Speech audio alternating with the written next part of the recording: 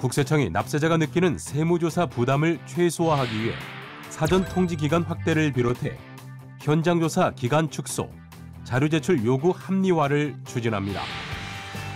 또 납세자에게 충분한 소명 기회를 부여하고 세무조사 내용을 적시에 정확하게 알려주기 위해 조사 관리자 청문과 함께 조사 결과 설명회도 신설했는데요. 이 밖에도 세무조사 부담은 낮추고 납세자 권익은 높이는 세무조사 혁신 방안, 지금부터 살펴봅니다. 세무조사를 통해 법률이 정한 몫의 세금을 추징하는 과정에서 자칫 납세자의 재산권이 침해될 여지도 있는데요.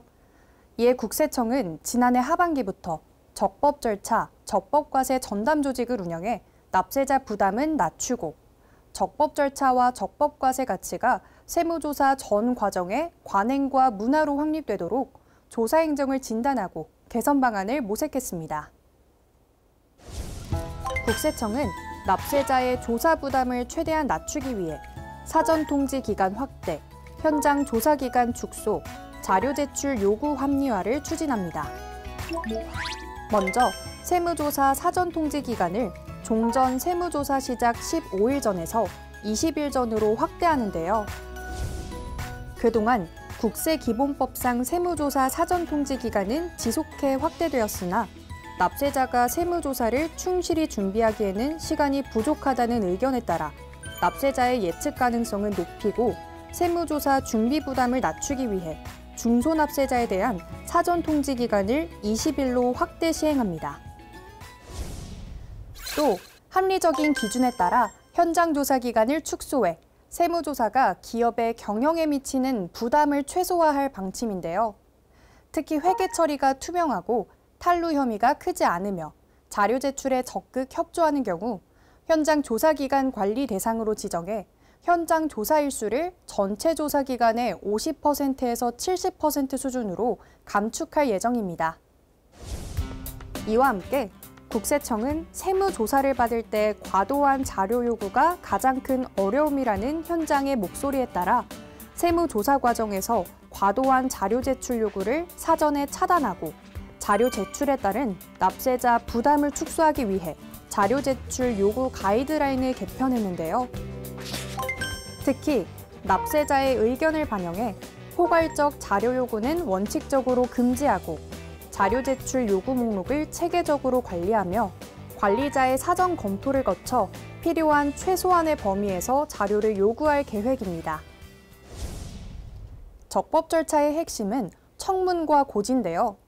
국세청은 납세자에게 충분한 소명 기회를 부여하고 세무조사 내용을 적시에 정확하게 알려주기 위해 관리자가 납세자의 의견을 직접 경청하는 조사관리자 청문과 함께 조사 내용부터 과세 근거, 권리 구제 절차 등을 상세히 설명하는 조사 결과 설명회도 신설해 운영할 예정입니다.